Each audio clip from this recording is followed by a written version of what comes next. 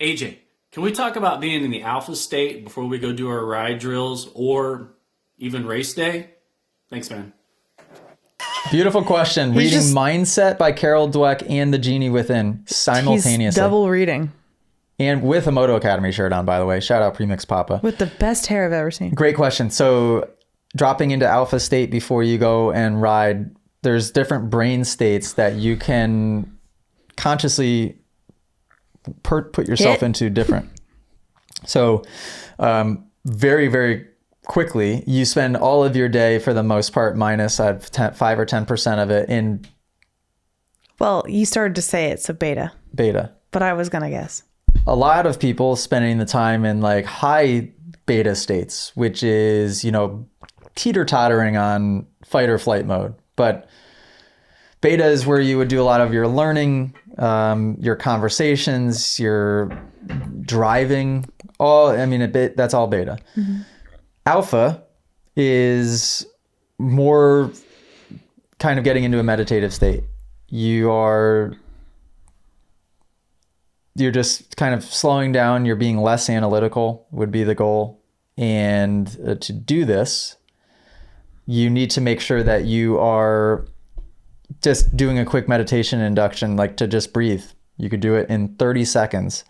But anyways, the reason why you'd want to do it is because you will function most efficiently on the track if you can be closer to kind of an alpha state. If nothing else, what it does is it keeps you very, very, very present and clear-minded before you go out. So you can set some clear intentions and you can just be there, and that's it. It's very easy before you go out on the bike for your heart to be... I've seen my heart rate monitor before I've gone out before while on the starting line, and I've been at 175 beats per minute sitting there on the starting line because your body's like, well, I got to try and not die right now. Wait, that's like my resting heart rate. No, it's not. 175? No. Yeah, remember we tested this out a while ago. No.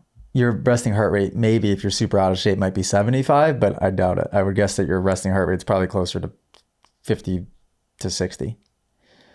175 is like zone 3 to zone 4 heart rate, meaning... Okay, I remember it being like 100 high-paced jog or something.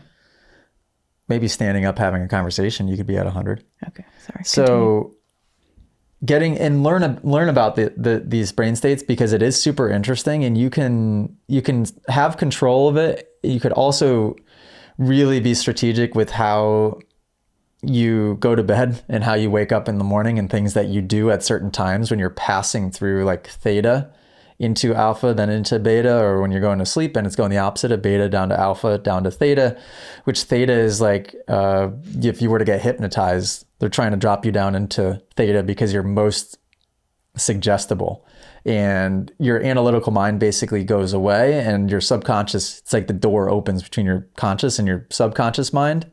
And that's like a child, like Millie is in theta.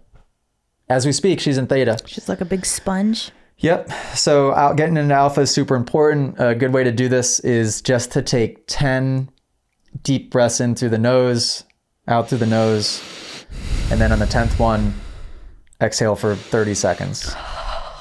It's a long time to exhale, but super long. Do that. Do 3 sets of that if you want. 30 seconds exhale? Sure. Wait, you just made that up? Yeah. Okay. Well, that's... Okay. Try it. All right. And when you get good at it, you could go from having to do 3 sets to maybe just 2 sets to maybe just the 10 breaths will be all you need. And yeah, better yet, have one thing. This could be like mantra meditation in a sense. One thing that you remind yourself of and think throughout that meditation if your mind does start to wander, and it kind of anchors you back to one point of focus. Because when people do the breathing exercises, a lot of people convince themselves that they're not good at meditating, or that they're not good at just sitting silently and breathing because they think that their mind wanders too much. There's no such thing as not being good at that. You just haven't practiced it enough yet to clear your mind and to think of nothing. The more you do it, the better you'll get at it. The more you'll be able to observe your thoughts literally as the observer, instead of just like getting stuck in this emotional whirlwind. If you guys enjoyed this podcast clip and you want to listen to full episodes, you can do so on Spotify and Apple Music. If you want to send in your own video submission, you can join us in the Moto Academy family inside of the Moto Academy app by just going to themotoacademy.com. That's also where you can sign up for a class. Okay, guys, see you next episode.